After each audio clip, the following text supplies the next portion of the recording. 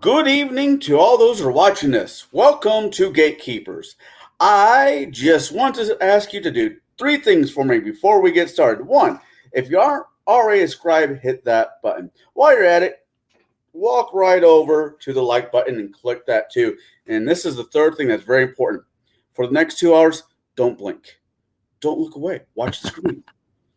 And when we're done with this, if by chance in your yard you have a statue of an angel, make sure it's still there because it's a timey-wibbly, wibbly-wobbly stuff that can get us all into trouble. With that being said, I want to bring us to the show. We're going to be talking about time traveling. Yes, time traveling. The things that you should and should not do. I am being on a panel with two great guys. One, you know from his own tavern, Jade. He is the Doc Brown of this time stream. He's the one who makes sure we don't shit into it. That's when you have Dr. Fusion. Two, and the second guy right now is Shadow Sun, the one who's seen it all, done it all, and he's even got a shirt that says, just stop. Don't do it. I know better. So with that being said, hopefully Bruce joins us here soon. If he's not, well, he can hit the rewind button and do a little time traveling of his own. All right. So, how's everybody's evening? Doing good. Except for a little internet issue, no complaints. Hold on just a second, guys. So you can actually see my gorgeous face. We're onto a topic I actually really love. I live time travel. I love it so much. I think time traveling is fun. Well, I try not to rain too much on your parade, but that's what I do. So he's a rainomancer, and Jade wants to be a chronomancer. I rather just be a Did I ever tell you about the time I made it rain? Probably not. We'll do that on Nathan's show.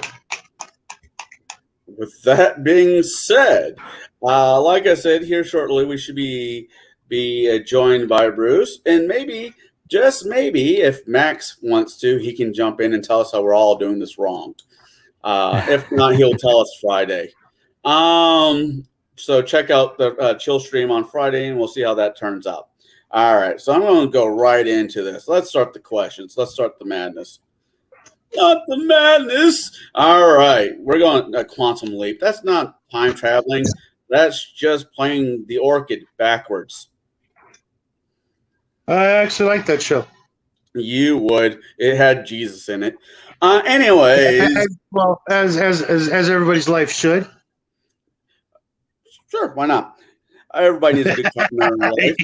All right. Hey, don't make me sick TM James on you again. We can't even agree if there should be a pope or not. With that being said, to the first question, because I won't get that 5 seconds of my life back. How do you introduce the concept of time traveling into your campaign? Now, this is an A and B question.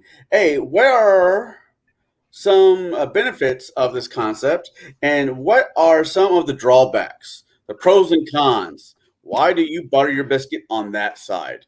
That's what I'm asking. But who are you asking first? I don't know. I'm going to go with you because this is your topic. Okay. How do I introduce time travel into my games? So, I don't necessarily start off by saying that this is going to be a time travel game. Normally, I might say this game might involve multiple different eras of technology, of knowledge, and or exploration. That might be how I say, start things off. And then once they hit around level 5-ish, once they got their feet under them and they're working really well as a group together, that's when I start hitting them with time travel. Now, my time travel is not to a specific time or specific day or a specific year. It's a specific era, maybe. But they arrive there and they don't necessarily know exactly what they have to do immediately most times. And I'm talking about the 5 or 6 time travel games I've actually run. So they don't necessarily know why they arrived at this time, but over the course of the events, they've realized that something is happening in the general area and era of where they landed. And it's up to them to kind of figure out and put the pieces together as to why they're there and why things are not progressing the way they might, especially if it's in the past, might remember events supposed to have been passing. So they are the ones who have to go fix it.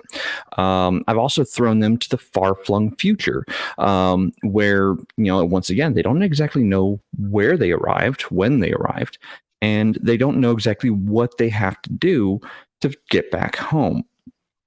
But over the course of that adventure or that section, they will find out what is out of place and then try to fix it. And either by fixing it, they'll be able to go home and back to their own timeline, or they might go to a different timeline, have to, do it over and over again, kind of like the quantum leap thing. The other way is if they choose not to fix it and make it worse, they might get flung to a different era or a far-flung future from even that era to see what their mistakes or what they caused to happen. Let's see, I'm trying to catch up on chat because I don't read chat while I'm going. Let's see here. Time chasers, get back to me. Actually, one of my favorite games is from the 90s. It's called Chrono Trigger for the Super Nintendo, and that's where I first started getting into time travel concepts for game. That's where I took a lot of inspiration from at the very beginning. So as far as benefits to doing this, you can really explore the history of your homebrew world with your players. Like they don't, just get a book or a lecture, or they don't have to go read a bunch of lore. They can explore the lore. They can live and breathe the lore of the world that you are building and that they are helping building. And take copious amounts of notes, people. Trust me, it'll help with the headache of paradox later. But if they can live the lore, live the history, they'll have a deeper appreciation of the world that they are playing in. So that to me is one of the benefits of it. Now, one of the big drawbacks is, well, I already said it, paradox. If they do something that you had not accounted for to purposely change something in the world, you have to figure out either A, how to retcon everything going forward, or B, have to figure out, what exact changes, happened because of X, Y, and Z that they did. I can conceptualize most of this, just like through a logic chain. It's okay, they did this, okay, it'll lead to that, and then it'll lead to that. But most times you're not going to run it across game masters or players who want to think that deeply into the history mechanics of a game. And that's fine. You don't necessarily have to put that kind of effort into it.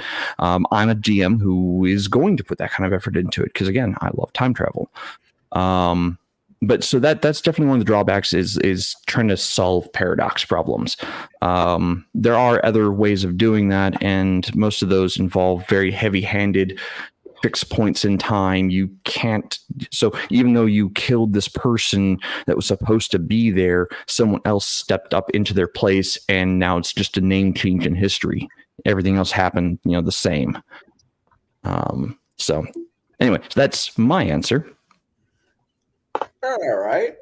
Now, I know your quick answer is just don't do it, Shadow. We've had this conversation before the show, but I want it's you weird to that tonight Max and I actually agree on something. The stars must be right, or some other such shenanigans must be going on. I've done it. I've had probably a dozen different campaigns that had elements of time travel in them. Time machines, etc. Wishes, you wish this didn't happen, so you go back to right as it's about to happen.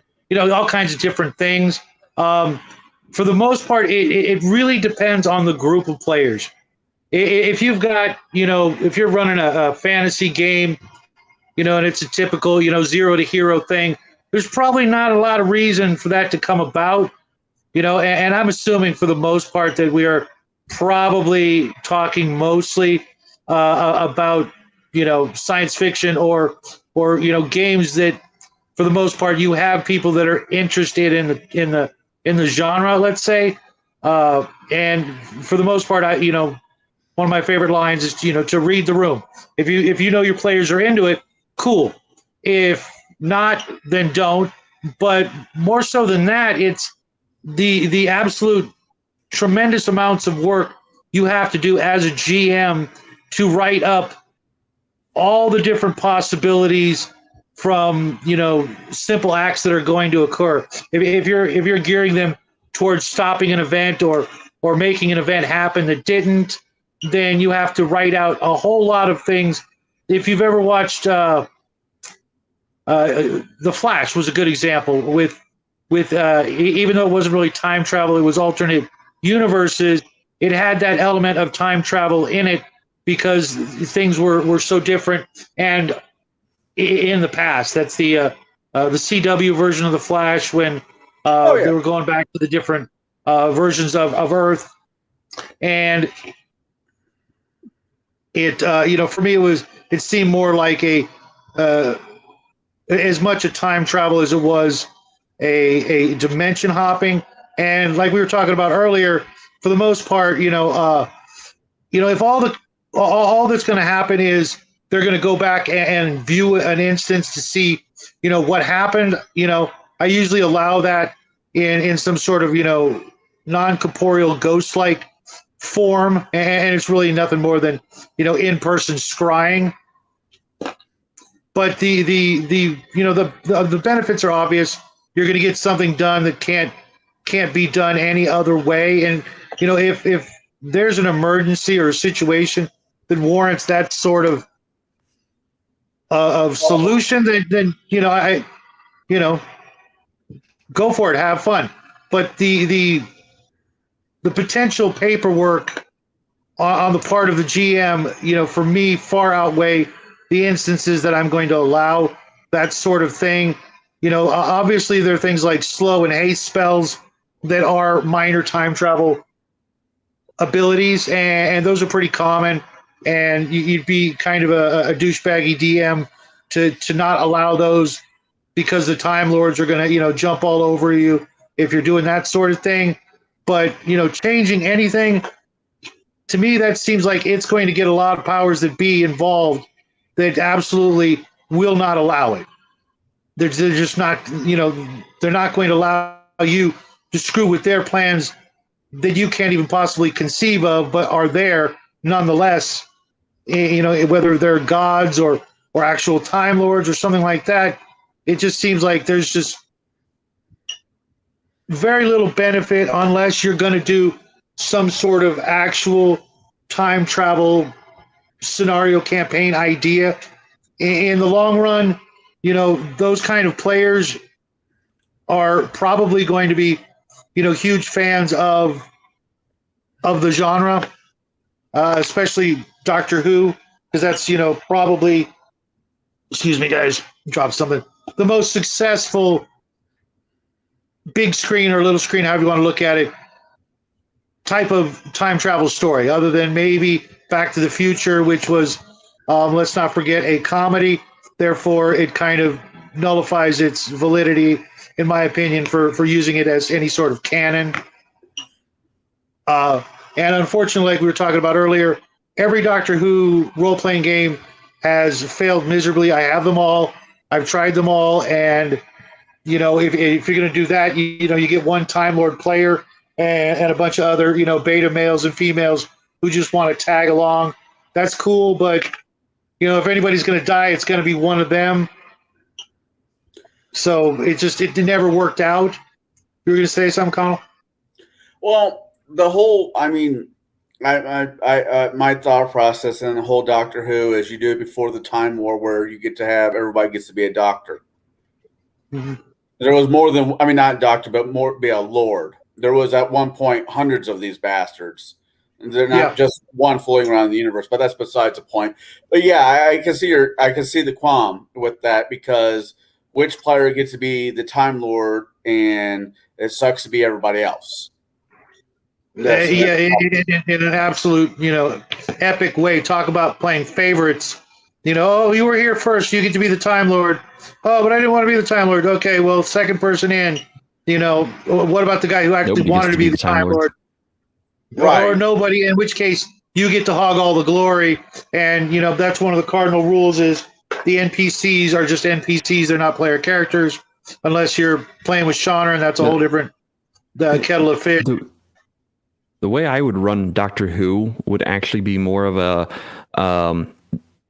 the Time Lord is not with you. You are trying to find the Time Lord because you were displaced in time and in the events of something. Basically, the Time Lord would be absent for much of it until you actually get to the TARDIS and are able to thus escape. Yeah, Gandalf. Always gone when you need him the most. Yeah, pretty much. Because it truly, at that point, it is still their story, their game, and the Gandalf character or Time Lord at that point is just there as a taxi service in a way. I could do one better. Not one better as we're competing. As you were talking, I was thinking about this. The players have access to the TARDIS because the TARDIS was an AI to itself, named Sexy. And it is bouncing around all over time looking for the Doctor, and then the players are there along with it. So I'd use a similar mechanic in a lot of my games. Like I said, the PCs will arrive in an era. They don't necessarily know the exact date or time. And that's because a higher power has pulled them to that era to, be the ones to solve the problem. Because all of my worlds, all my game worlds, they all have pretty much the same set of rules for the gods. The gods cannot get directly involved. They cannot actually have their hand in the cookie jar. They can send minions to go work for them. So in that instance, the few times 5 or 6 times that I've run time travel games, the time god, basically the god of time, will pull heroes from an era that they believe are capable or will become capable of doing this task, and that time god will put them on the path to success and correcting a timeline problem. So I just want to highlight, because it's the first time somebody said twat on my stream. I just want to throw that in there really quick. Anyways, moving on. And it is, Max. So I try to be nice to him. So I think we beat this one. I mean, I haven't ran a time traveling campaign as a DM. I've been in a few with Balthasar over here, not the demon from Charm, for those who are wondering. Balthasar is Balthasar is my immortal blue time master. He shows up in several of my homebrew games occasionally to be a quest giver, so to say, for anything time related. Now, the other can I address the chat real quick? Yes, absolutely. Let's fucking play some Pugmire already. Omen, where the hell are you? And howdy, everybody in the chat. As you guys know, I'm an old fart, and it takes me a little bit of work to address everybody in the chat. But all those of you out there, welcome to the show. I'll try and see you guys later in the show or something. But whoever's in charge of clicking the button to show the chats, apparently his finger's broken. Sorry, I don't do all. Get on that, Connell. I'll get on it. Sorry, bad host. But I know Elle and Multigun is out there, and a bunch of other people. Of course, Max is there because he wants to stay as far away from me when we're in agreement as possible. Apparently, I can't blame him though. I mean, yeah. Max, the almighty supervisors out there watching, making sure we hit their time cards on time.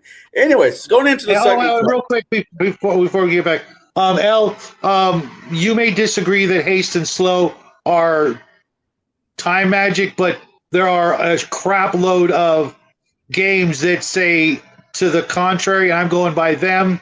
because we've never met or had a beer together or anything like that. So I don't know you as well as I might or might not like. But there's a whole lot of game systems out there that insist that haste and slow and time stop are in fact under the dominion of the Time Lords or the Time Gods or however you want to look at it. But they just are, as far as most people or most systems would have you believe. All right, second question. And for those who are watching this, there is actually the questions are posted. If you have access for them, they are posted in private discussion. Yeah, it's in the Gatekeepers just private discussion. So only Gatekeepers are able to see them on the Discord right now. I'm sorry. I thought this. Yep. So you can post them in the video description later. I probably will. I might ask a few questions that are not on this list, if that's okay with you two. Sure. No. Well, of course, yeah. It's your show, dude. Ask whatever you want. Hey, as long as it's not Game masters are masters of improvise. Some DMs. Well, I mean, we're halfway done with the questions, so why not? Some DMs and we're 21 minutes into the show. Don't make me put you in timeout there, Shadow. I've done it to Jack. Anyways. See, time in a statement. Anywho,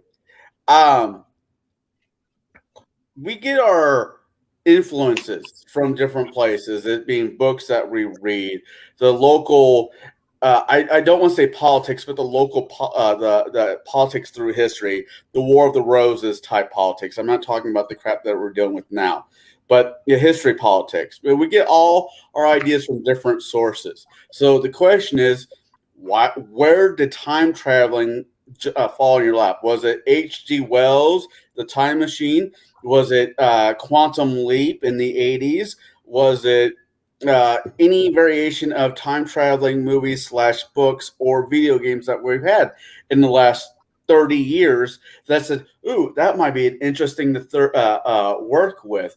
Do you have one that you fall back on? Let's say book or movie, or even let's say a toolbox tool that we have for how to run time correctly games, it being sci-fi like Traveler or Roll20 or D20, I should say. I'll start with you have more books than sense, Shadow, so I'm going with you. Yeah, I do have a lot of books, but I also have a lot of sense. I've got a huge jar of pennies. You should see it.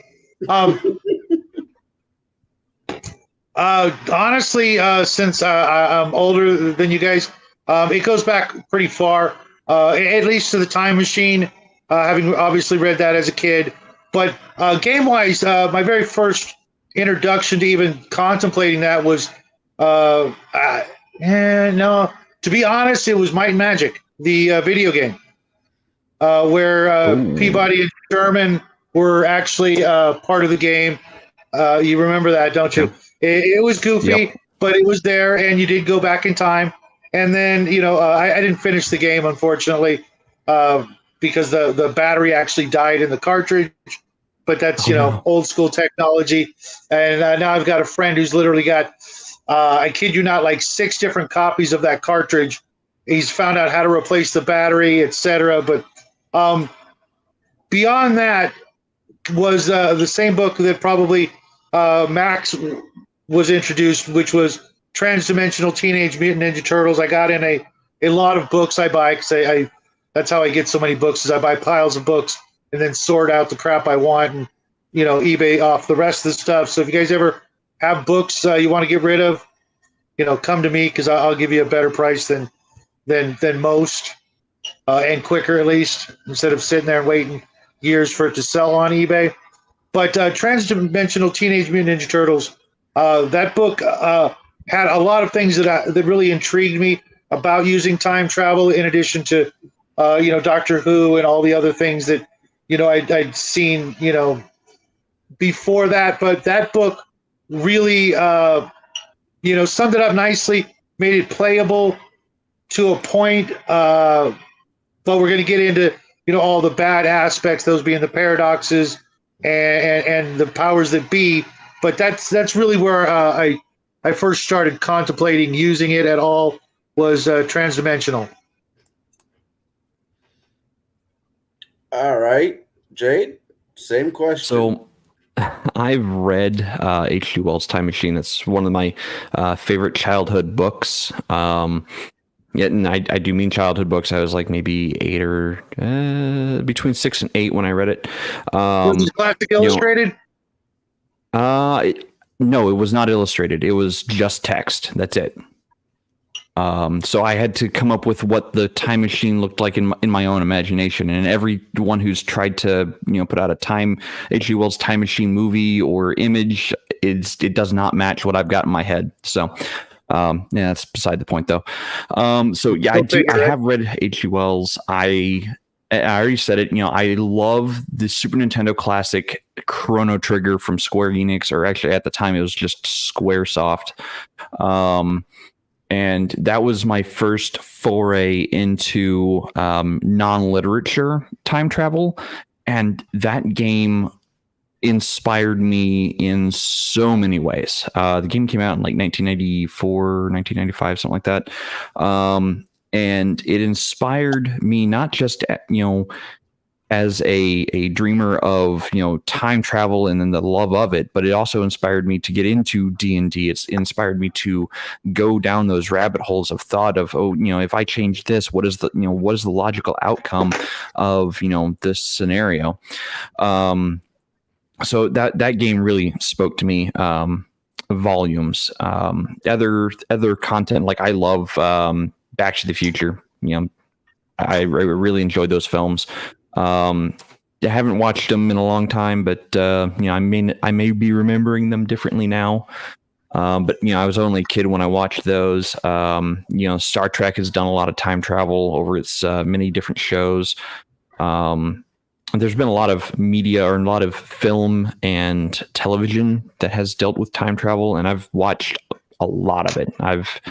You name a time travel film, I may have seen it. You name a time traveling video game, I may have played it. So those are my resources. I go to Chrono Trigger, I go to H.G. Wells, Planet of the Apes. I'm not really a fan of the Terminator series. It's got logical inconsistencies that I'm not a fan of. But it's an all right time travel flick as well. It's more of an action flick than time travel. But anyway, yeah. So for me, it's mostly Chrono Trigger, though. All right. Now, when it comes to time traveling, and we go for your PCs. Do you, let's say you have a class in one of the books out there, it being fantasy, fantasy or sci-fi, that allows the player to manipulate time as a chronomancer. Do you allow stuff like that into your campaigns? And if you do, how much actual power does he have? Do you just let it level up as level does, or do you turn it back? And with that being said, if you have one of those in your campaign, do you make a villain version of him, his opposite, to deal with it? A Dark Leaper, as with the Master, the Master, or best Doctor Who character ever. To be honest, depends on who's playing the Master, but I won't disagree with that. He made the entire premise of Doctor Who palatable from the very beginning. He was the best. I'm going to let Jade finish because I got a lot to ramble on this particular topic. All right. So, okay. That's my question. Do you allow your okay? So first and foremost, I don't typically let my players gain control of the time magic itself until near the end of the game or end of the campaign. That's when they can basically take the reins and start exploring other time periods, because at that point, the game hinges on whether or not they want to go stop the big bad, whether or not they want to avoid the time crash or whatever the ultimate end of the game would be if they did not do anything. They can continue to run away from the BBEG and the time, whatever scenario that is. They can continue to run away, but it will always be there until they do something about it. I might even run M theory where, each time they run away, they're not necessarily going to specifically a time, in their own world. They might be going to a different parallel universe in that era and then moving forward along that path. But, surprise, surprise, the big bad's going to catch up to them eventually, because the big bad can never be satisfied. So most times, like I said, I don't normally let my players gain control or access to the actual specifics of time travel until much later in the game. And even then, it's not a finite thing. Like, I want to go to specifically November 5th, 1955. They don't get to specify the exact date, time, and place. It's more of a vague, hey, I'm going to go to the medieval eras, or I'm going to go to the end of time, if there is such a thing, or I'm going to go to 65 million years before now. So it's more vague in that aspect. Now, as far as villains go, sometimes I do make a time traveling villain, but once again, they don't have exacting precision with their time leaps. It's kind of a vague thing that they can't pinpoint the exact specific time, date, and location. Now at epic levels, extremely high levels, like I'm talking above level 40 or so I'm using 3.0, 3.5 mechanics from D&D or WotC First Ed. In that instance, once they're that high a level, I might give them a ritual that allows them to go to a specific time, a specific place in the time stream. But again, they have to ritual cast it, so they need to be able to get a group of people together to send him or them or her or whatever it is to that specific time and location. So yes, my villains sometimes do have time travel, but they are the BBEG. They are the ones who are the cause of the entire, time traveling escapade. And my players only gain access to more control over time leaps once they've progressed far enough along the adventure to be able to either A, want to go deal with the things, or B, just keep running and let the time crash happen. So whichever they want to do. Okay. Your turn. Shadow, what do you think? Well, right off the bat, I have to go back to the absolute top tier of the beings in the cosmos, that being, either the creator god or gods or what have you. How and why would they allow this to even happen? It just seems a little weird to allow the players at any point in time to be more powerful than the gods for some reason. Now, I could understand if you're doing like some sort of Crisis on Infinite Earths, where it's literally a god war and you're dealing with the end of times, like an Elric or some major thing like that, which could be a lot of fun. If you're going to go in with that premise where, this is the final battle for this particular, part of, creation, the omniverse, this particular galaxy or dimension, of the ultimate dimensions, this particular one, its time is up, so to speak. And you would now have the gods full on going to war with one another, and anything goes.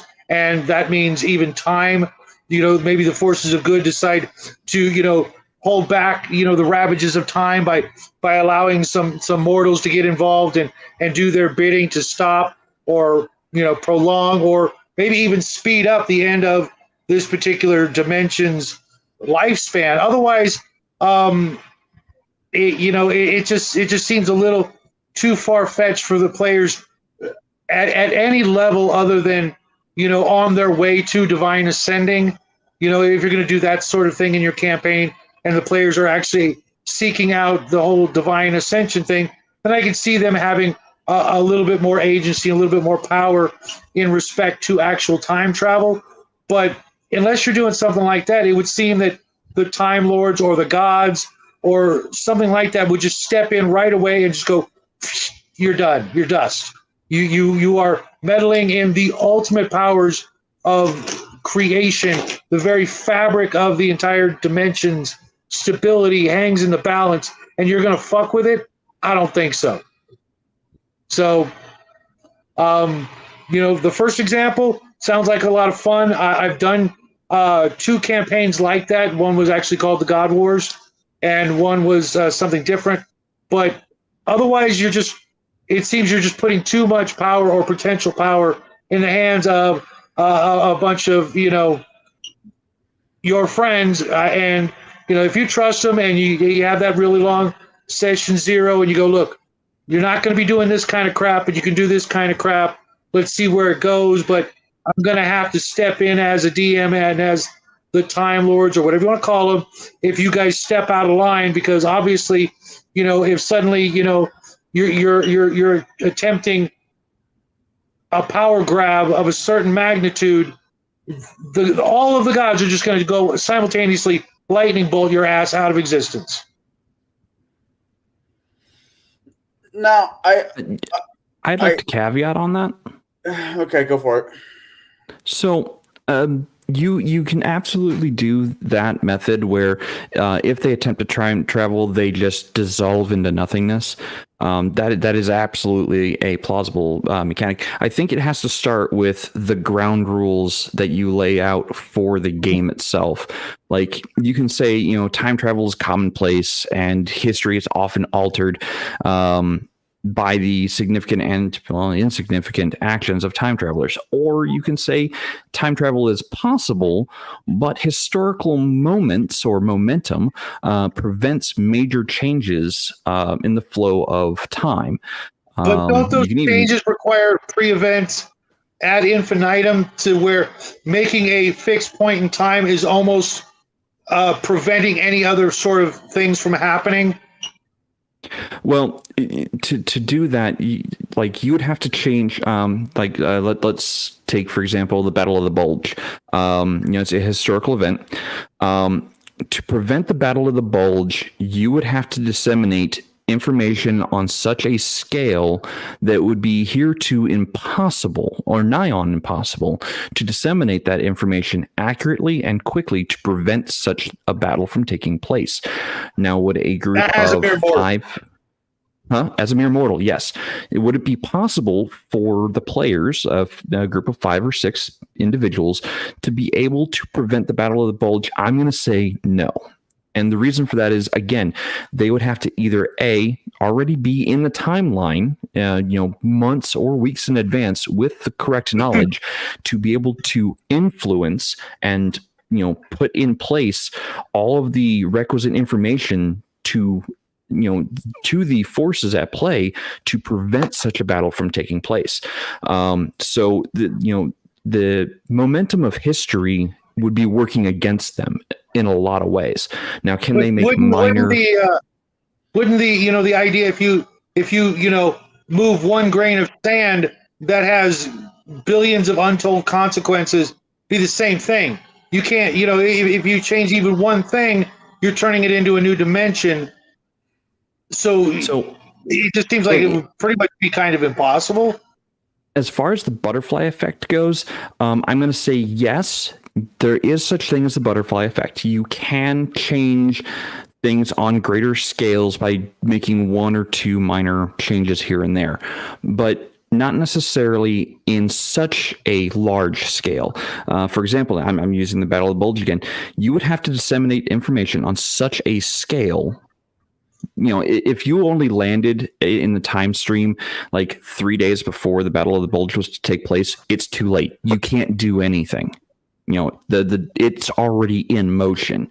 You can't disseminate the information fast enough to prevent it. Same As a thing mere like, mortal. okay, as a mere mortal.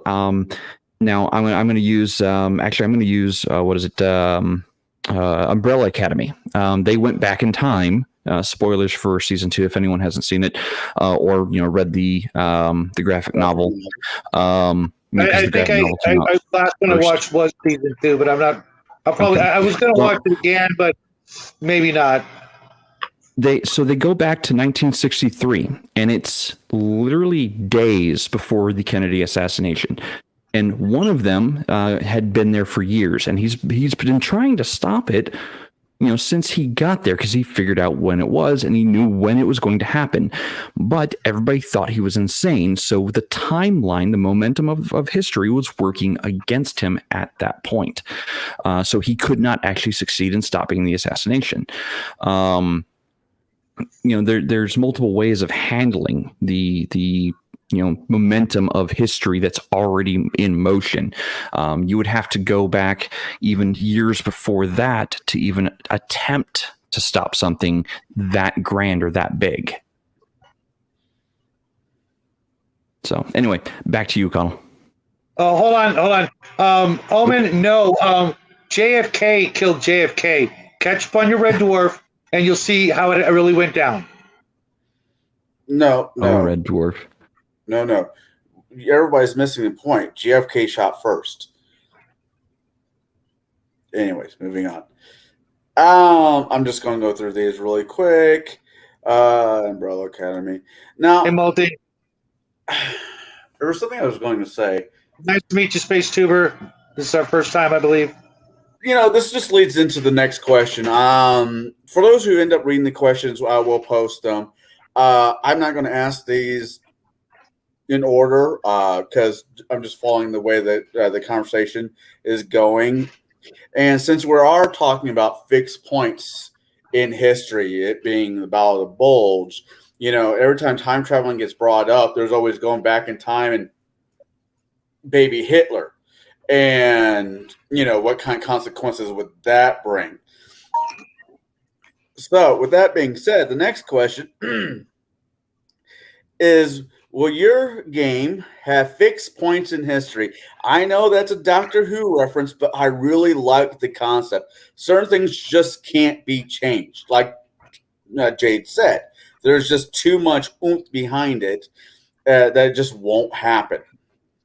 So, with that being said, will your game have fixed points in history? Meaning, no matter how many times you or your players try to save the day, it just does not happen. It just goes kaput. I will start with Jay. So yes, there are fixed points in history. In my homebrew world, there are certain aspects of it that are just impossible to change. And that, again, at that point, you not only have time working against you, you also have greater forces working against you at that point. Like if you wanted to stop the rising, I should say, of Zeal, the Kingdom of Zeal, you would have to go to a point in history where they first pulled the islands out of the ocean and affixed the flying crystals to it, the monocrystals. You'd have to go to that time period and prevent it from happening. But if you did, you would be contending with mages on such a scale that it would be like trying to be, I don't know, I'm going to use Lord of the Rings here. It'd be like Samwise Gamgee trying to outdo Tom Bombadil. It can't be done. Bombadil would it wouldn't be a thing. So yes, there are fixed points in time, and yes, there are forces at work that will inevitably be there to prevent something from happening to that fixed point in time, because again, the momentum of history is working against you. So is any of the forces at play trying to achieve those goals. Now, I'm not going to say all things are fixed points in time. The birth of some insignificant, person to history, it's going to happen, but it may not happen. The rise and fall of kingdoms is something that can be affected, but typically not, because for a kingdom to rise, certain of things have to be met, and for a kingdom to fall, certain events have to happen, in some sort of order for them to fall. There's big momentous things that have to happen in the background. You would have to be some awesome puppet master to be able to pull all those strings to prevent the larger things from happening. Will you prevent a comet from striking the planet? Probably not. So that's a fixed point in time.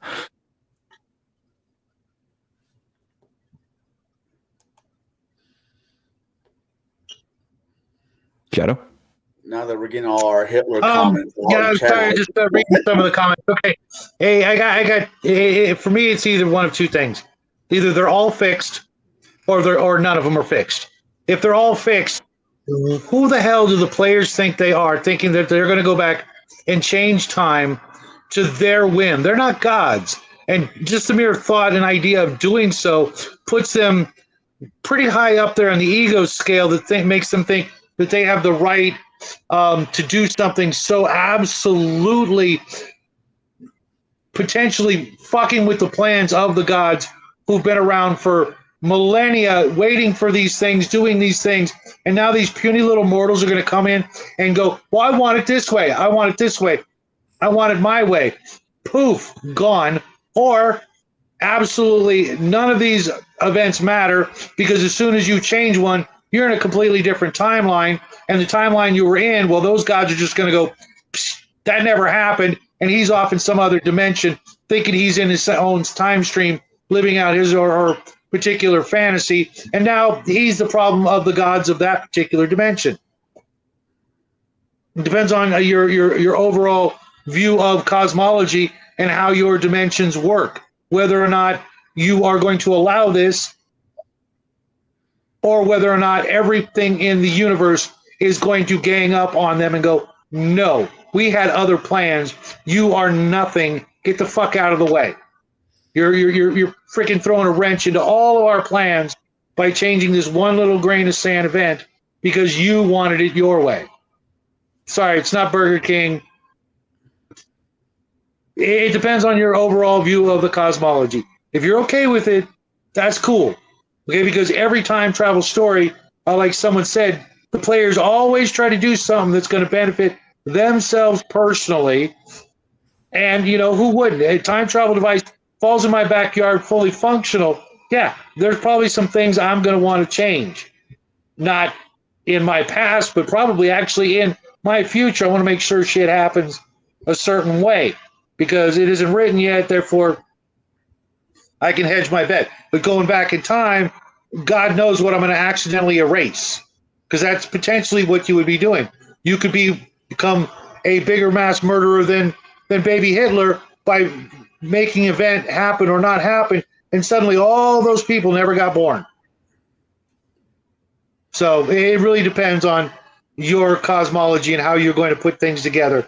If you're going to cater to the players' whims, or if you've got a set finite, fixed plan, fixed points in history that you want to happen, well, it's really up to the DM and the players. But for me, now I'm glad I don't have players that really want to fuck with those powers that be, because if you honestly think that you can get away with it, you better be like the Time Bandits and be ready to be living a very long or short period of time on the run, because someone is not going to agree with that. And you roll the dice, you take your chances. Now, I don't mind the concept of fixed times in history, because taking the deities, see, the way I always game, and I'll just say this really quick, then we'll move on. The deities and the good deities, the bad deities, and everything, in the lower planes, I'll basically sign a contract that they won't outrightly get involved. Now, they might send their cohorts, as Balthasar over there said earlier, but for the most part, they have a neutral aspect to it. They can't really get involved. But if you go back into lore, let's say you're playing Forgotten Realms, modern Forgotten Realms. I don't even know what that looks like, but let's say you are, and you decide that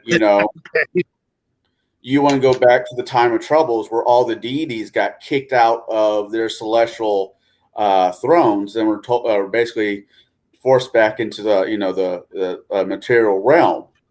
Now, if you did, that would be to me a fixed time in history. You cannot change that. Everything that happens at that point has to happen the way it goes. Now, that was just that's one example, and I recommend, I'm piggybacking on something that Jade said earlier. With Forgotten Realm, there's a lot of lore. And so I wouldn't, do that with any module or any system that already has like several hundred novels of lore that's canon. Go do that in your own homebrew world if you want to do it. I completely agree with Balthasar up there with that one. But that's kind of my point of view on it. I think fixed times in history are important. There's certain things it just need to happen. Rome needs to fall. But you sound like you're coming from a purely Earth perspective. In some other game world, Okay, unless you've spent years and decades writing up the history of your world, who the hell's going to notice the difference? Unless you've got every day on the calendar plotted out from the beginning of the Big Bang all the way to now in your game universe.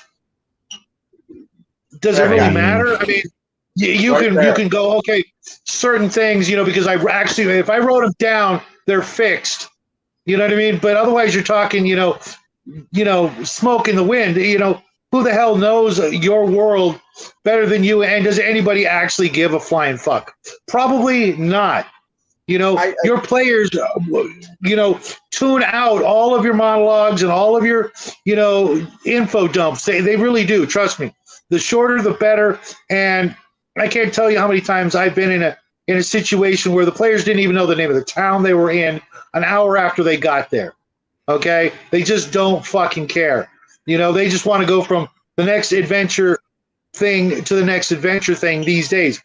Occasionally you get some good players out there who care, but when it comes to your own, world's history or universe's history or whatever, how much does it matter? The DM is the only person who's going to be even remotely invested in the prehistory or history of that particular world and all the events that led up to where you are. Now, in an Earth situation, we all know it. We all know it really, really well. So we can kind of latch on to those things that we think are fixed points. But, you try running like a modern D20 type of game, and then you throw in a time machine, the players are going to be the first ones to jump in there and go back and try to kill baby Hitler, regardless of the consequences. They're not going to give a damn. They're now in the driver's seat, the ultimate driver's seat, maybe even, and they're going to make it everything. Well, they're going to do everything they can to put themselves basically, at the top of the heap, king of the world, and fuck everyone and everything that ever came before. They're not going to care. They're now the emperor. All hail, player character Bob or whoever. What were we going to say there, Jade? One second, I'm responding to chat. He became immortal, not immoral. He was very moral. No, he became an immortal being. So as far as, everybody's like, oh yeah, I'll go back in time and kill baby Hitler. Well, if you're playing with, time travel magic, presumably, and you go kill the baby Hitler of that world, that game world, who's to say that that individual, that being that you killed, their aunt or uncle, wasn't a powerful mage or even a cleric or something that didn't want their sibling or their loved one to die of a broken heart because someone came in and killed their infant, a powerful mage would go, okay, you know what? I'm going to resurrect the child, or I'm going to make a clone of the child, or I'm going to, bring the child back in some way. At that point, it becomes a fixed point in history. But what if you were the catalyst that caused the baby Hitler to become what they became because they found out that someone went back in time to try to assassinate them? What if you are the cause of all of that suffering because you're like, I'm going to go fix the timeline. I'm going to stop this travesty. Kind of like that episode of The Twilight Zone where the guy ends up becoming Hitler. Yeah. Yeah. He tried to stop it, but it eventually became him. Yeah. I mean, why not? There's a great quote from Nietzsche that states, be careful when you chase be careful when you hunt for the monster, for you often become the monster you hunt. And I think that kind of falls along with that, what you just said about the Twilight Zone. That guy sounds like he just needed to get laid. Every time I hear a quote from him, I just go, dude, I'm glad you're dead. To each their own. I know certain people in the chat, in my life, and other people in my life that really don't like philosophy. I think philosophy is a very interesting concept. All right. Well, here's got a question. Okay, let's start with this one because this one's from our sponsor. Good friend over at Legion. Let me know if you need help on that one, Max. Even though I've been guilty of that in the past, but like I told you, when you only got 100 characters you put in a chat, you got to kind of squeeze shit together, and sometimes that's what you do. That's part, Connell. That's part 2 of his actual question, which was the question is, can you go back to your original timeline, or are you stuck in the past? That depends on how you, the game master, want to rule it. All right, and this one from our far lost companion that has yet to join us in this conversation of madness.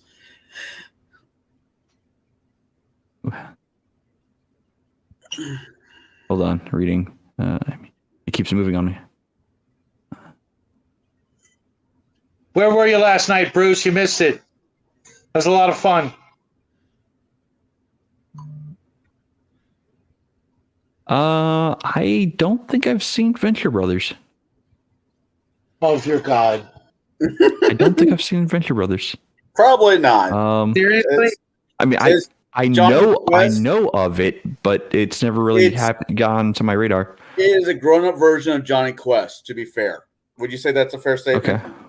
Well, he's no, because Johnny Quest is actually in the Venture Brothers, but his name is Action Johnny, but he is Johnny Quest. The Venture Brothers are just some people who had a similar career that didn't work out. Hope is really the worst of all things. Oh, this guy's quote Nietzsche. I like that one too. Oh, yep. Good to see you here. And another Nietzsche quote.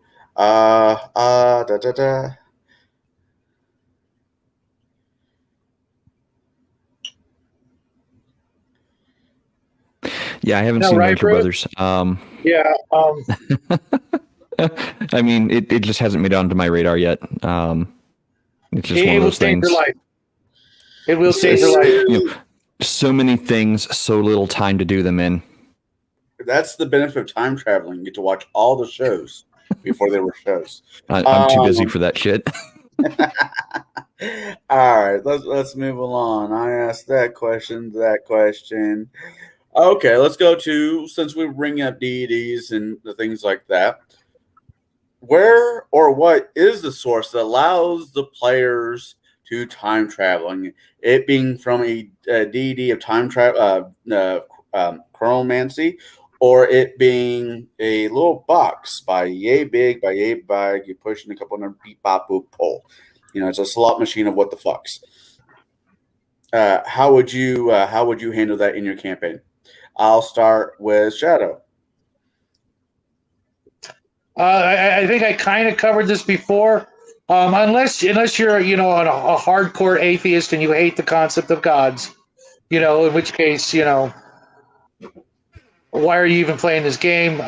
Because a good fantasy role playing game kind of has to have gods, and they can't all be douchebags. But I could see it in a science fiction game where you don't have it, and that's the way you want to go. Then that would be the best medium to attempt that version. But otherwise, I think the simple answer is going to be whoever your absolute top tier god or gods.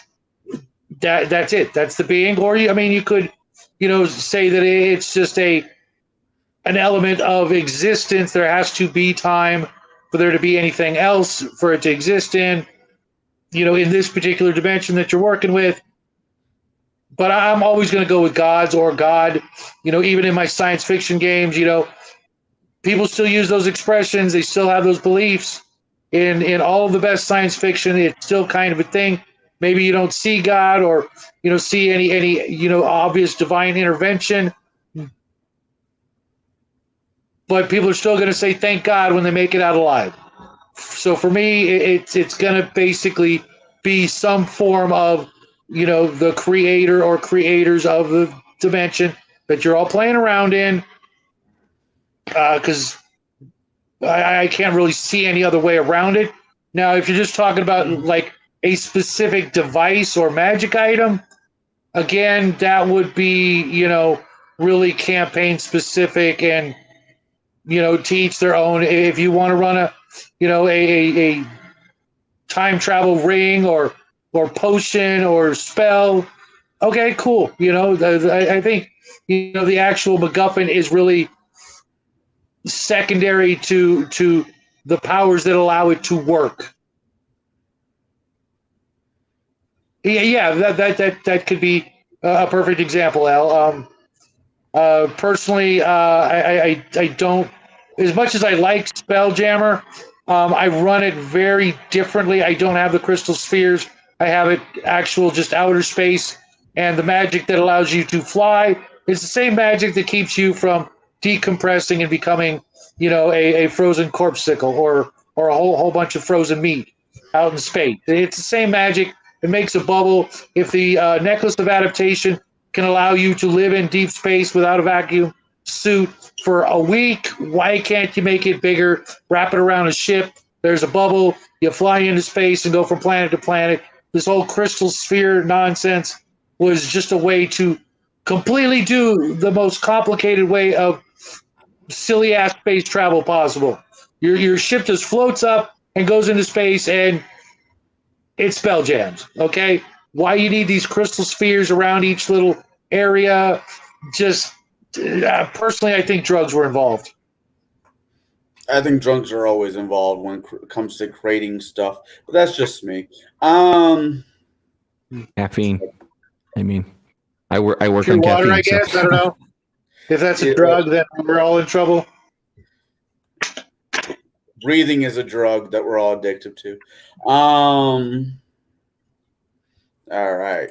So now that we've answered those questions, let me move down. No, Jade gets a chance. Oh, Jade, I'm sorry. Let me just rewind the time there. I'm still here, man. You're welcome, Jade. I got your back. Thank you. I was going to say, I'm still here. Yeah, so as far as like what is the source of time travel in my homebrews anyway, the source of time travel is it is itself, essentially. It's kind of a weird answer. Yes, Kronos, the god of time, does make appearances, but I wouldn't necessarily say Kronos is the source of time. Kronos took time as one of his domains and portfolios, or part of his portfolio, but I would not necessarily say time flows from Kronos, because time existed before Kronos, the Titan. So to me, it's one of those things that is like, which came first, the creator god or time? And I myself in my games, I've never found the answer for that. I've never delved that deeply into like the actual source of it. But as far as what is the facilitation of time travel, in a lot of my games, because I play a lot of fantasy games and I run a lot of fantasy games, the facilitation of time travel is magic. It's mana. It's something within the universe that allows it to basically happen. Typically, it is a god of some kind or some kind of greater being that initially pulls the heroes into a timeline to save or do something in that timeline.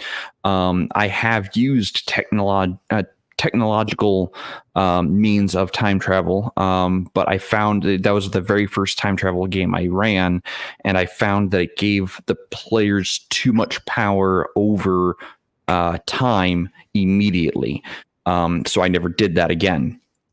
Groundhog Day as I think Connell wanted to do a Groundhog Day style game. Trust me. Yeah. I absolutely despise movies like that. It's just anytime a movie or a TV show does that repeat, we all know it's just footage that they're just reusing.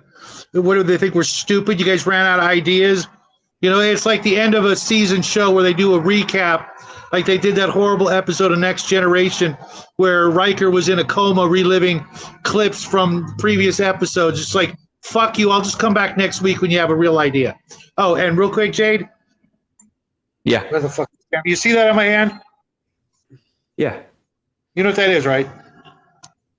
I'd have to search my memory for that. Well, everybody out there in the audience is going to say it's the symbol for the band Blue Oyster Cult. The band Blue Oyster Cult apparently took that from the symbol of Kronos. Okay, I was trying to figure out if it was Greek or Latin. Okay, that answers it for me. Thank you.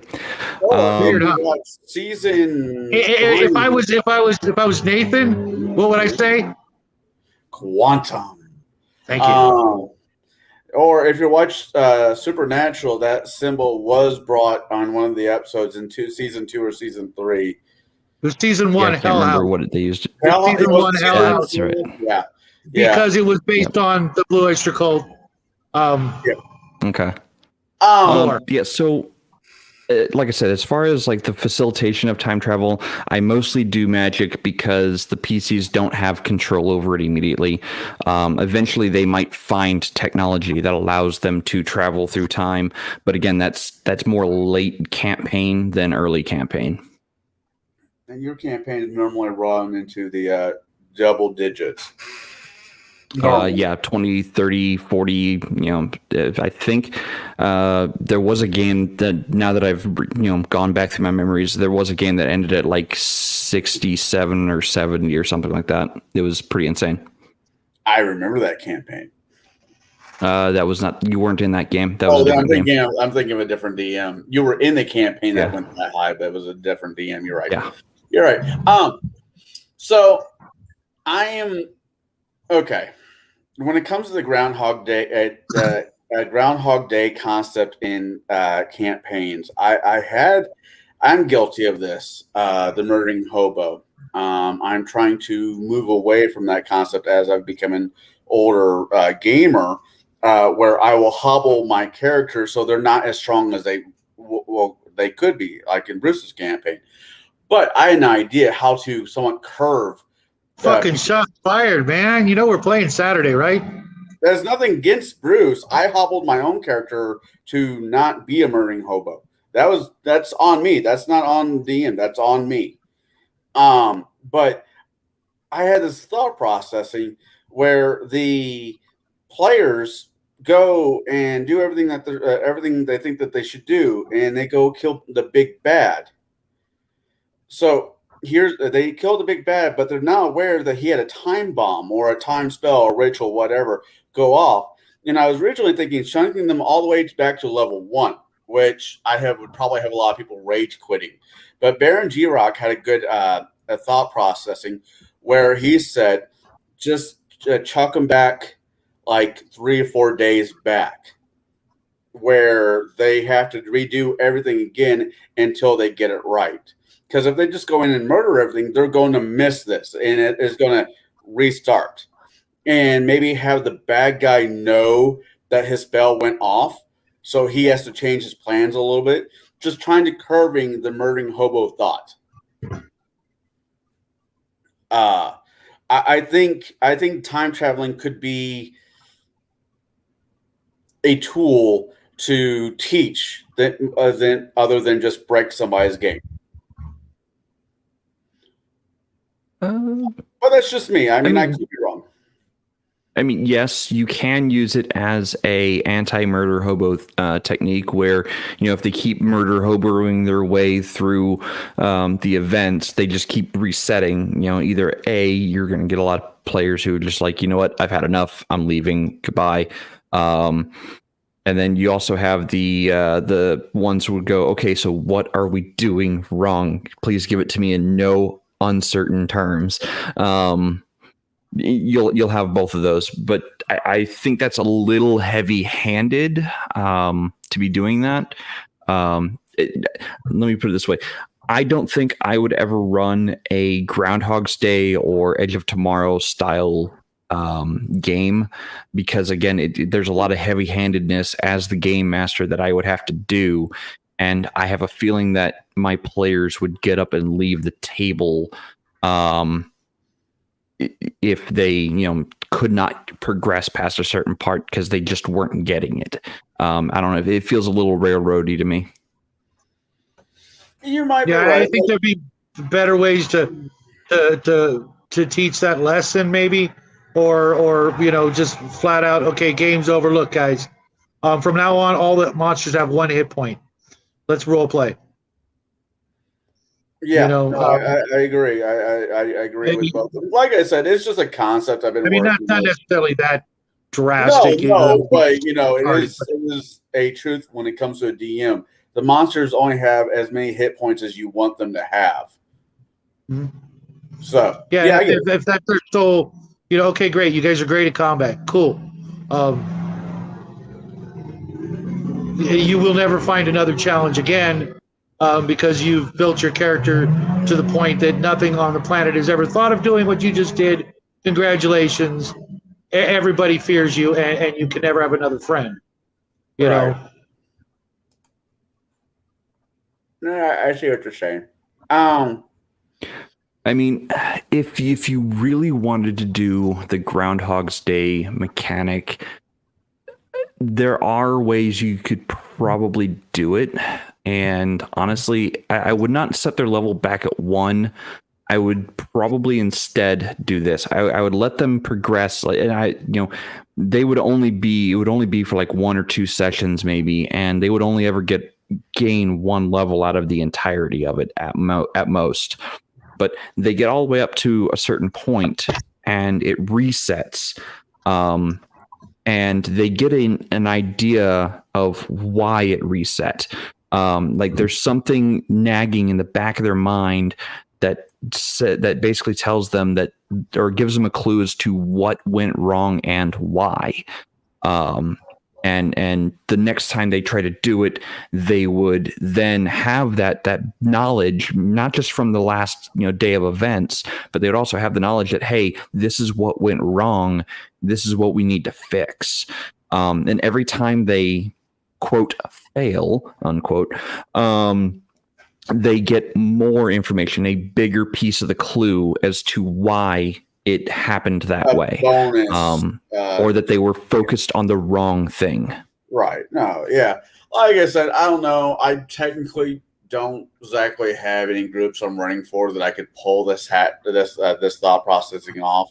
I've also very much lucked out that my campaigns don't have murder hobos in it. They like the RP as much as they like the combat. And my personal recipe is probably 25% combat, 75% role play. Is basically the recipe. Sorry, from a cook's point of view, the recipe I'm working with as of right now. So we've answered the basic 4 questions. Now I got some other questions I wanted to ask on this one. And Pop quiz time.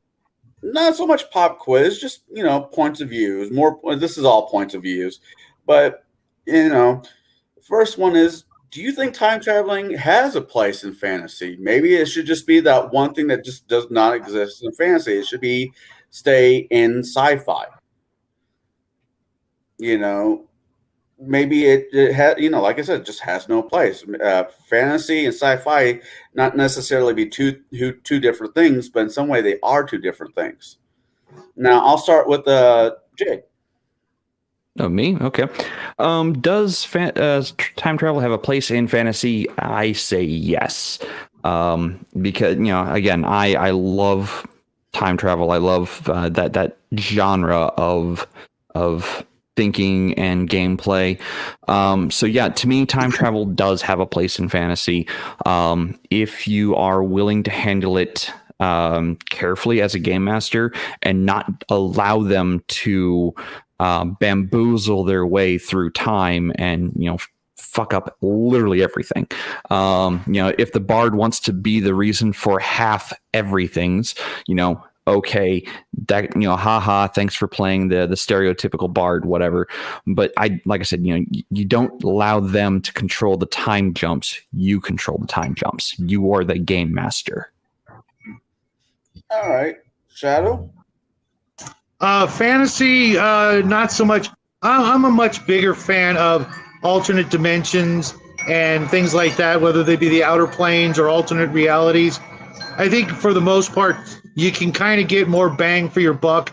For me, a big thing when I dungeon master is providing new locations to explore, new sights to see. One of the things I always admired about the Star Wars movies back in the day, not so much as some of the other movies came along, but the ability to see and visit these strange new worlds that were so completely different, not really, but in premise they were so completely different than what we experience here on Earth.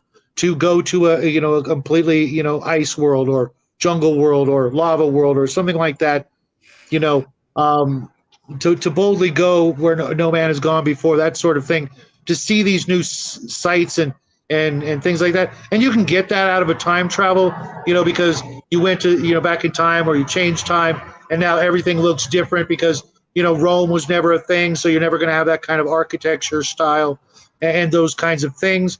But I think it's just easier to just go the route of dimension hopping. Now in a sci-fi game, that's a lot different because there's more literature to back it up, so to speak, in the implementation of how you time travel. It's a device. It's a machine that people created, etc. As soon as you use the magic thing, then you got to bring into play all the things that I talked about earlier, with the gods saying just fucking no, you're not doing it. We're gonna step in and just fucking squash you for attempting it. In a sci-fi game, though, you don't have any of that.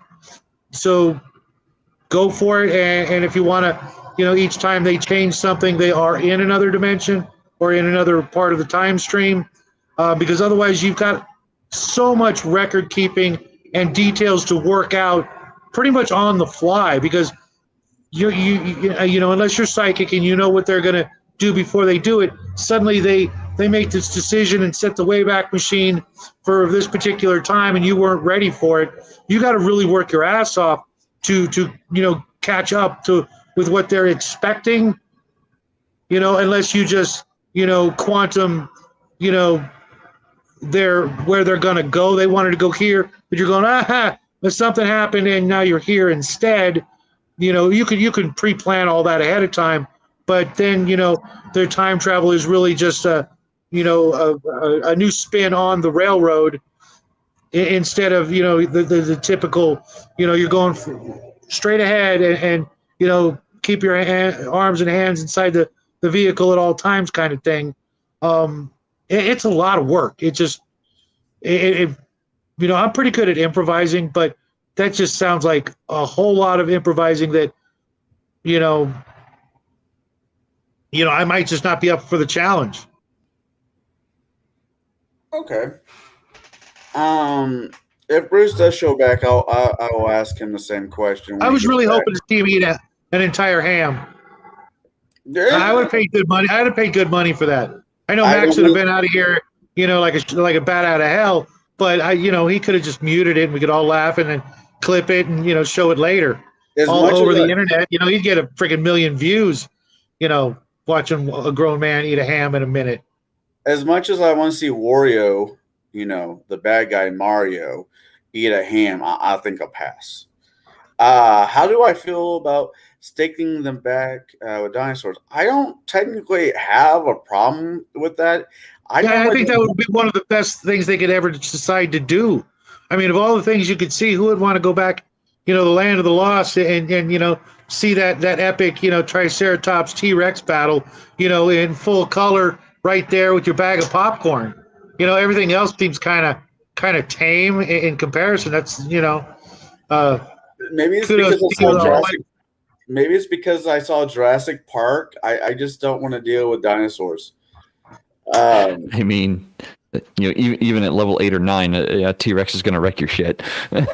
Yeah. I mean, you've only really got one choice when it comes to dinosaurs, and that's just fucking run.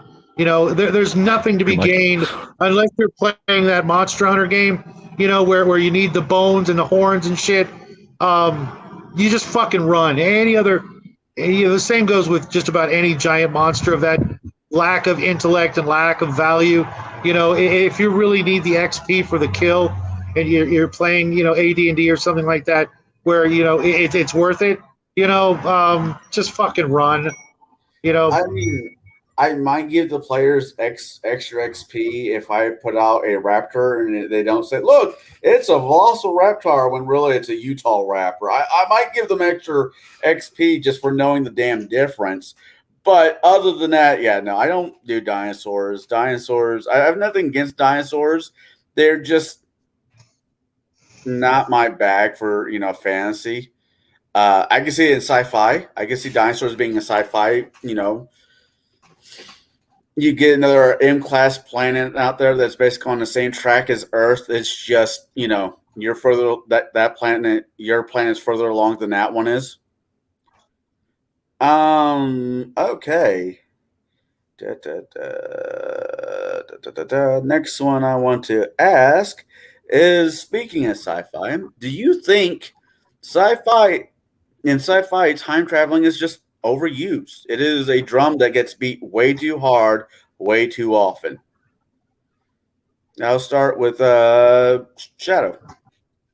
I'm pretty sure every science fiction series that went on beyond, let's say, 5 seasons eventually had to utilize that trope for good or bad results. That's up to the viewer, and I'm not going to inject my personal opinion. They do it in Red Dwarf, it's hysterical. They do it in Star Trek, not a fan.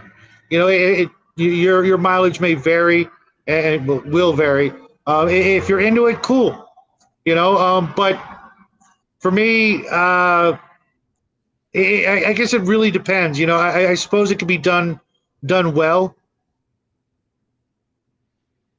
but I can't cite too many examples. Other than, like I said, for comedic effect, for me, I'm just not feeling it. Okay. And mind you, I did just watch the Kennedy episode I was talking about, Red Dwarf. I think it was last night. It could have been the night before, but then there was another one that followed it. It's really one of those things that everybody's opinion is going to be different, I think. All right. What about you there, Jade? Is it overused? In television series, yes. I'm going to say yes, it is overused in television series. Even television series that had no business doing time travel. One of them that comes to mind is, I think it was like the second to last or last season of Person of Interest. where the machine is rewinding time, or basically plotting out scenarios to have its heroes, so to say, succeed at a mission. It didn't fit the rest of the show in any way, shape, or form. So yeah, I do say that sometimes time travel in science fiction especially is overused.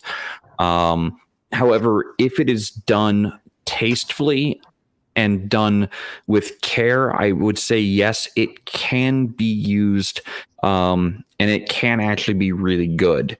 But again, special care has to be taken with not just how the time travel is approached, but also how it affects the history of the show or the thing, as well as how it handles the future of the show or whatever. Special care has to be taken, and things have to be kept in mind. You can't just use it to retcon things, because that's laziness. That's the epitome of laziness. Is, I'm going to use time travel to fix this thing. That seems out of place. No, that's not how you do that. All right.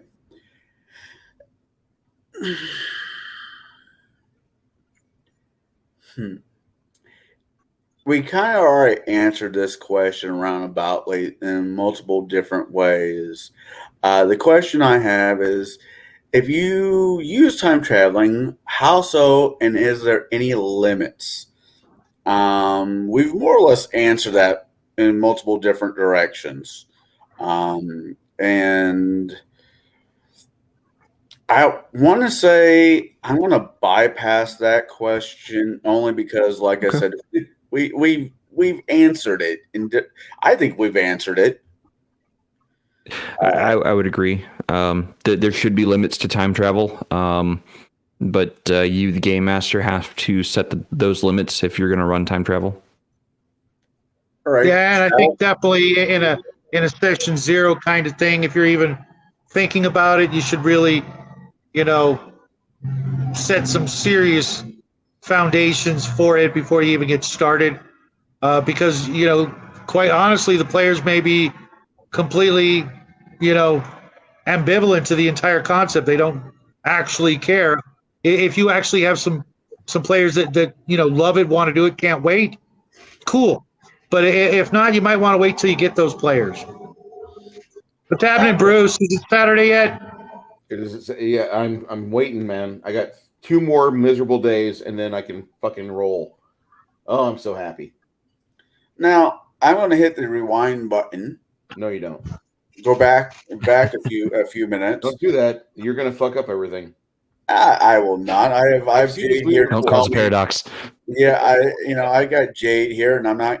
He can help me fix it, and I have no interest in sleep with my own grandma. I think I'm good.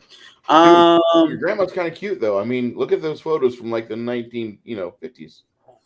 My grandma was a gorgeous woman, but that's besides the point. I didn't want to say that, but if now that you've opened up that can of worms, I mean, there is something about the pointy bras of the 50s. Mr. Right? I'm my own grandpa. Yeah. You just reminded me of the last episode of Red Dwarf I met last night. If you guys haven't watched it, but apparently one of the main characters is his own father. So I got okay. So I'm going to go with sources, not sources where the time traveling comes from. But if you are a young DM, I'm not a young DM, but I don't run time traveling. Not young, anything. Young, inexperienced. Yeah, I got anyways. What are some sources that you think? I need a link. I need a link for evidence. What are some of the sources that you would recommend younger DMs to read, to watch, to get a minor concept of how to run a time traveling, even if it's just a one shot? Futurama, Star Trek, it being the Time Machine. Time travel movie I've ever seen. It was an Orson Welles, The Time Machine version from back in the 60s, I believe. And I'm in front of my camera, not in front of the PC. So I would say if you're looking You're in for front of a movie bunch of damn sources, miniatures. Who are you kidding? what? I said you're you're in front of a bunch of damn miniatures. Who are you kidding? That is freaking a huge pile of miniatures. This You're is just not jealous. This is not even my final form. Only because he's gotten them painted. I'm just saying. All right. If you want to deal with a movie that has easy to follow time travel rules, don't go to the Time Machine. Go to Time Cop with Jean-Claude Van Damme, which is a horrible movie, but has an enjoyable narrative and easy to follow time travel rules. And Amanal asks, can Bruce touch himself 10 minutes ago without exploding? No. I would turn into a red pile of plasma and roiling blood, and you guys would be like, oh my God, what the fuck? And that would be about it. Roll credits. You killed the bad guy. Now, he's got another question. How do you deal with paradox like to identify two of the same objects if they touch from different timelines? Well, they're not on the same location when they're on two different timelines. And there's a reason for that. Star Trek 4. You have these wonderful glasses that are in Star Trek 2, wonderful glasses that are picked up by, I believe, Leonard Nimoy. No, DeForest Kelly's bones. He hands them to Kirk. He's like, I'd like you to have these glasses. Oh, thanks. Thank you. I'm turning 50. I need these. And then Kirk goes back in time to save the whales in Star Trek 4. And the shopkeeper, the pawn shop, is like, oh my God, I need these because these are worth a lot of money. Do you know how old these are? And Kirk's like, no, I don't. And then Spock says, aren't those the spectacles that Dr. Namor gave you? And they will so be again, Mr. Spock. So they never really touch themselves. And those things would never touch themselves. They would always be involved at some point in the loop, wherever they're at. And 12 Monkeys is not a series, it's a movie. Well, it is Nope, it's not. There is a series. That's like saying that There there's a Lord of is, the Rings show on Amazon right now. It's not. I mean, you're right. It does not have Lord of the Rings in the title. It does not have Lord of the Rings in its execution. Amen, Bruce. All right. So, what about you? What is your answer to that question there, Jade? Okay, so if the item is brought from the future to the past and it interacts with itself. No, the same question. We're on the same question. There was a question before this that Shadow and I didn't get a chance to answer, and that was a question you asked. I'm so sorry. To answer the paradox, I'm going to answer the paradox first. So two objects, one from the future going to the past. The one in the past will always go back, from the future to the past to replace itself. That's it's a paradoxical loop. Let's see here. How would I handle that? If they touched each other, I don't think anything bad would happen. One would be newer than the other. But that's really all that there would be. I mean, so any damage on the pair that you bring or on the thing you bring with you is going to happen at some point in its time, in its history, to the thing that you are looking at in the past. You might be the reason there is chips in, or dents in a wooden banister. And if you brought something back with you that, had that wood there or the dent in it or whatnot, and you encountered the same exact object without the dent, that at some point it's going to get dented. You don't know when, it just will. So, I mean, there are many ways of handling paradox. It's really what you can reconcile with in your game. I typically use a guidebook from like 2003 that I found on the line. It was called the Netbook of Time, and it kind of helps me set my guidelines for handling paradox. Okay. I'm sorry. What was the original question? I'm sorry. What video would you recommend? Right. What movie, video, what inspiration would you recommend to a young DM? Oh, Shadow. Well, let me go with the other question real quick, just so we can knock that out of the park. Yeah. I would probably do whatever the players least expected. If they're expecting an explosion, it wouldn't happen. And if they were expecting a non-explosion, I might make it happen, just to mix shit up, just to be, contrary, and to be a bit of a smart ass. Because to be honest, I really don't think anything would happen. And it really depends on whether or not the item could exist in two places at once. It's really, I would need a lot more information. Now, as to the absolute best video you could ever watch, I'm going to refer to this one we're filming right now. Boom. All right. I want to address chat really quick. I mean, I've been pulling questions from the chat anyways. While you're reading that, I'm going to address my inspiration sources. Yeah. So if you set the Wayback Machine, to 80s, 90s, the choose your own adventure books. So you always had the option of going back and looking at what those other options were. As a young game master, you can kind of pull from that, or an inexperienced game master, you can always pull from that. It's like, oh, well, what would have happened if I'd chosen the other path? What would happen? That's a good logical cause and effect training.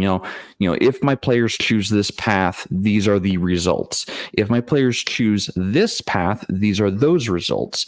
You always set up like 3 or 4 paths, so to say, that they can kind of choose or go on, and you kind of have an idea of what's going to happen down each one of those paths. You don't have it scripted. Never have it scripted, because at that point you're writing a rail. It's a railroad. Don't do that. But have an idea of where each path will terminate, so to say, or go to or towards. And then you can, at every major decision point, you can do that 3 or 4 thing again and be, okay, now that they've chosen this path, these are the options laid out ahead of them. Based on which path they choose, where are they going to go? Where are they going to end? So back to you, Connell, for chat. All right, I got a couple things really quick. Max, Highlander 2. We don't talk about that movie when I am in control of Gatekeepers, because this is how you watch it. You watch the first movie, then you find the TV series, then you watch the TV series, then you watch in-game, then you pull the Highlander plug. You don't go any further. 2 movies, 1 TV series. Done. Highlander 2 and Highlander 3 did not happen. I erased that from the timeline when it's my turn to be the host with the most. With that being said, there's a couple other ones. Max, we're going to argue. We are so going to argue. But you know what? I'm going to pull a leaf from your book. I'm right. Deal with it. All right. So going back to Omenau. What about the TV show Renegade? Come on now. Yeah, I'm just going to disagree with both of you and just say, watch the original movie and call it a day. Yeah, exactly. There is no Highlander 1, 2, 3. There's only one movie. It's called Highlander. Everything else was a money grab and crap. I forget the name of the actor from the TV show, but I couldn't stand him in anything I've ever seen. Just Adrian Paul. Who is this? Yeah, I can't stand that guy. I like the actor. That and kind of looked like me when I was younger, or I kind of looked like him when I was younger. Back when I So was that at was my kind of a fighting weight. white. Back when I was at my fighting weight. Hey now. At least I don't look like. Never mind. Going Oh, back. what's wrong? You don't like the hot dogs on the back of my neck? All right. No. Okay. Here's the question: what happens if you call multiple versions of you, and one dies from different timelines? On that timeline, you're dead.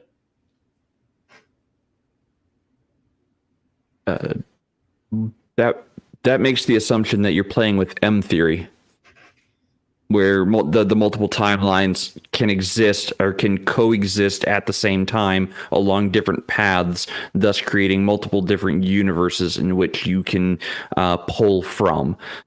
So if one version of you dies, that timeline version of you in whatever multiverse or multi-timeline theory, it came from, that is its termination point. That's how I would handle that. I've never run into that issue though with the 5 or 6 games that I've run. That's fair. I just Anyone else? I really don't have anything to disagree with on that. This is a topic that I try to avoid in my own games. It's for the fact that I want my players to understand there's one cohesive track. All the other things are just your fantasy fiction.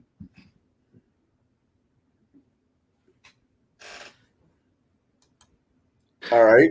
I don't know. I'm a fan of time travel, so I run screaming into the darkness or into the void of it at top speed. Shadow. Hold on just a second. Apparently, Al here is concerned about your health there, Bruce. Yeah, I'm fine. Hey, El, how many push-ups can you do in a set, buddy? What's your rep count? Good push-ups, complete, chest down to extension. If you said over 47, then I'll listen to you. There was a time I could knock out 4 sets of 90s, but those are a long time ago. I can still, as long as I can do my age in 1 set of push-ups, I'll be fine. The moment that happens where I cannot, we are going to go to the gym. I'm gonna go get it back. Gotcha. All right. So, do you want me to pull the question back up there, Shadow, or do you remember? Yeah, please. Sorry, my son had to ask me a question. It's all right. Okay, what do you mean by call? On the phone? No. You have a spell. Like summon. You have a summon. Why didn't they just say fucking summon? Well, you could bring that up with them later on. You have a summon spell. Call. Yeah, wait a minute. I've got a summon spell, and I'm such a narcissist that I'm going to call myself as opposed to calling Stanikadic and Marina Bakari. You're fucking joking me, right? What rule system are you using? Because a duration is a thing. I'll just keep summoning them. Okay. And trust me, after like the first minute, they're going to start summoning me. So, You are 0 divine level. I can actually work this out for a quick question. You're 0 level divine, right? And you're fighting the big bad, whatever the big bad is. And if you summon X amount of yourselves from different timelines, you all can absorb or put all your power into one spell, and it takes care of the big bad. The question is what if the younger version of you dies? How would that affect the rest of that's more or less the question. I think by simple math, I would have never made it to the point that you're talking about. Okay. I mean, isn't that how shit works? Or I create a big fat freaking paradox that no. And again, if I'm divine level, trust me, fighting a big bad is not even going to be on my mind. I got way better things to do with my freaking time. I've had enough combat in real life to know that I never really want to see it again. You give me that kind of power, half the time I'm going to be invisible. That's fair. All right, we got about 16 minutes left of the show, and Gotcha, Omen. so I'm gonna end it with the questions per se. I want to thanks. Going to give us a whole bunch of random answers. Yeah. Give thanks to the chat for throwing out some questions. I really appreciate it. If it wasn't for you guys, there would be no show. It would just be four guys talking into the internet, hoping that somebody'd watch it. So I want to give you guys thanks. Now I'm going to start with Jade. What do you? Hey, real quick. What does L mean by he hasn't touched the ground in a month? I don't know. I'm not going to touch that. That's just weird, isn't it? Not if he's in a hospital and in a hospital bed. Okay. I hope that's not the case, but He mentioned something about hospice care last time we kind of talked. Oh, really? More kind of person. I don't remember. Well, get well soon, and cheer the fuck up. We're all here to have a good time. Like you only live once, and I really hope you get better, bud. Yeah, that's it, right? That blows. All right, so back to you, Jade. What do you got going on this week? Well, I am working up a new Let's Play or playthrough series or radio series. It's only going to be 3 parts. Then I ended pretty quick, or that scenario ended pretty quick. So I am working on getting the 3 parts of that worked up, but I'm also working on some game mastery videos. I'm kind of scripting them out because if I don't know what I say or I'm going to say before I get on camera, it just becomes a hot mess and I end up deleting the recordings. But I am hoping to get some more time in the near future, to do my actual video recordings, and hopefully I can get 1 made every week, or maybe even 3 made a week, because I'm hopefully getting some PTO scheduled weekly going into November. So yeah, I'm hoping to get in front of the camera and actually get some stuff recorded. All right, what about you, Bruce? Other than, is it Saturday yet? As my older brother likes to keep asking. Since he's muted himself, I figured I'd ask for him. Last again? What the fuck, man? Did you know how this works? It's best for last. Best for last. Hey, real quick, Jay, don't sell yourself short, buddy. You don't always need to be scripted. You do so good on these live streams. Trust me. All right, I will cater to the old man. No, I want to hear what Bruce has to say because I interrupted. It's cool.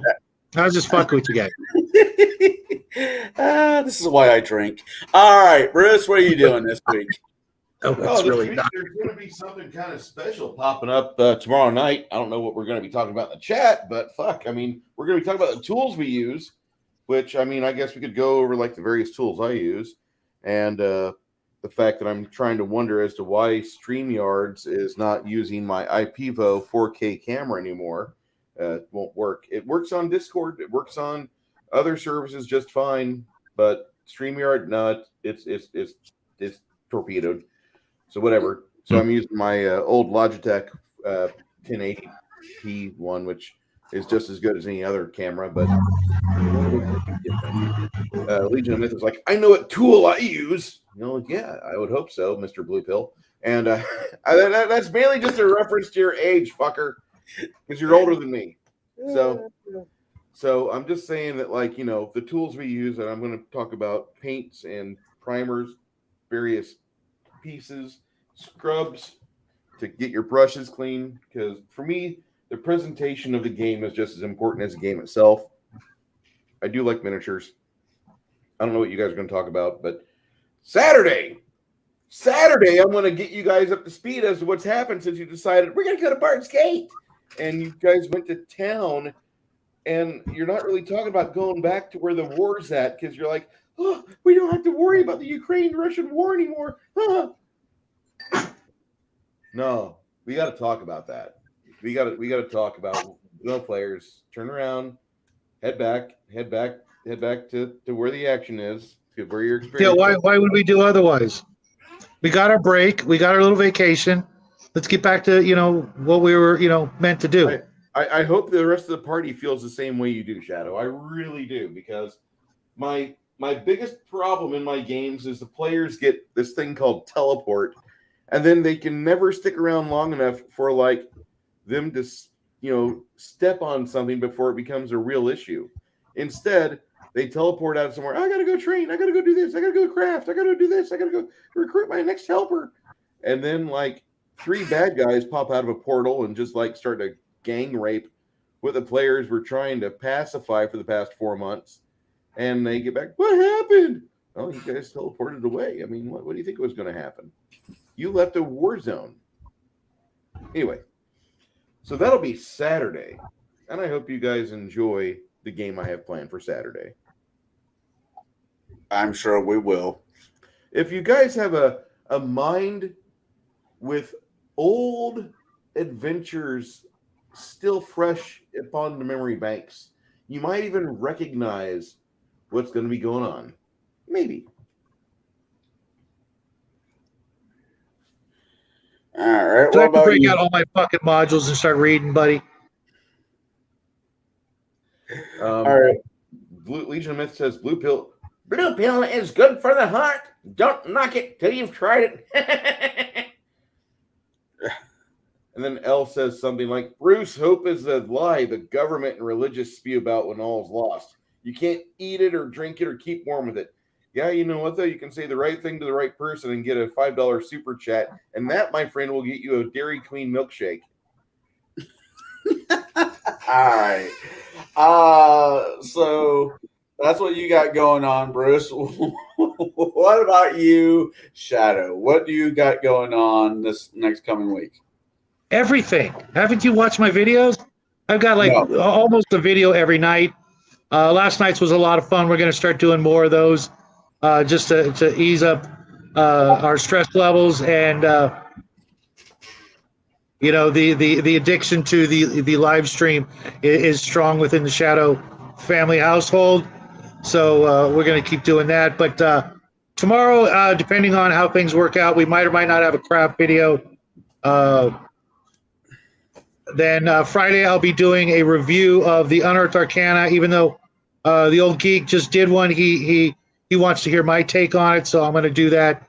Because while we agree on a lot of stuff, there are a couple of issues we don't agree, and there's some issues that he didn't really go over that I want to. It really was one of my favorite books from the old days. I know a lot of people hate that book, but we made it our own, and we enjoyed the hell out of it. We still use it. And then Friday will be the Unearthed Arcana. Saturday, hanging out with Bruce. Then Saturday night, I've got a Shadow Chat Sci-Fi chill stream for a couple hours before we all go over and dogpile on Nathan Allen's channel. And yes, I'm going to keep plugging his channel because he's a great guy. If you're into, the supernatural and paranormal and things like that, go hang out with him and us. It's always a lot of fun and uplifting, especially for those of you maybe down in the dumps. Sorry to hear about your troubles, Elle. I really had no idea. I hope things work out for you. Just got to stay positive. Positivity is the key to everything in life. If you're negative, that's all you're going to experience. If you're positive, you might get surprised. I mean, even if you're dying of a miserable fucking cancer, like you're just understand the rest of us will get there soon too. Soon is a relative term. Soon for George Burns was 100 years. Soon for Kurt Cobain was 27. And, I'm just going to say that, again, Max, I don't believe the shit about Viagra, helping people avoid heart attacks. Because there's going to be some motherfucker at a Kroger parking lot in the middle of Louisville, Kentucky, that eats a jar of big dick pills. And he's going to end up dying of blood loss because his giant cock is going to peel the hard top roof of a Chrysler Sebring back. And his penis will flop up and over the windshield and lay on the hood of the car. And he will die like that, trying to not have a heart attack. Which he did succeed. Oh, hey, I almost forgot. Sunday is kind of a big deal for us. If you guys haven't been following the channel, Sunday is the night, we call it the Sunday Show-Off Show, where we show off all the crafts that we've done over the last month, all the things that we've done on the channel, in the way of miniature tabletop role-playing games. We make terrain and monsters and all kinds of other cool stuff out of garbage. And we're really kind of anxious to show off our work. And then we'll be back to a regular, jumping into October. And again, as you guys know, we really do up the entire month of October, dedicating all of our videos to Halloween and horror and things like that. So just wanted to throw that in there before we all say goodnight, because my son would kill me if I didn't mention it. He worked really hard this month. Glad to hear that. So, myself, you'll find me tomorrow on Table Breakers, which will be a good time to be had by all. You will probably see me hanging out with Max, either in chat or in a panel box, as you see me right now. Saturday, I'll be gaming with Shadow and Sun and several other good people. I love to drag Jade into that campaign, screaming and kicking, but I think he would have fun too. But he is a busy man, and we appreciate that. And me, Sunday, we will be watching a movie that I didn't pick out. Not watching. We will be talking about a movie that I didn't pick out. Jade, who had me walk out of a theater once because he picked a bad movie. It's not even this movie is worse than that. Meet the Spartans can go jump off the bridge with Dan. We'll get into that later. Anyways, that's what we will be talking about. I think it's Xenophobia, something like that. Xenophobia. It's a dollar store special, which literally brand new, still in the wrap. I look forward to seeing everybody on Sunday. I look forward to getting through this movie, and I keep thinking to myself, what's up? I do have one more thing to add. I will be at Baron's show this Saturday because it's going to be Cyberpunk Red Edition over on Baron G Rock's channel. Well, with the time-old adage by a Greek philosopher and educator, I just have to quote this after doing tonight's stream. I drank what? Says Socrates. With that being said, everybody have a good night. And as Jack would say, God bless you. And that's all I got. Everybody have a good night.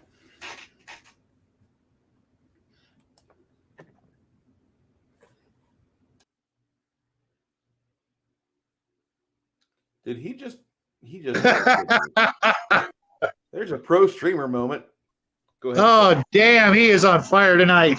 Wow. I'm never going to let him live this down.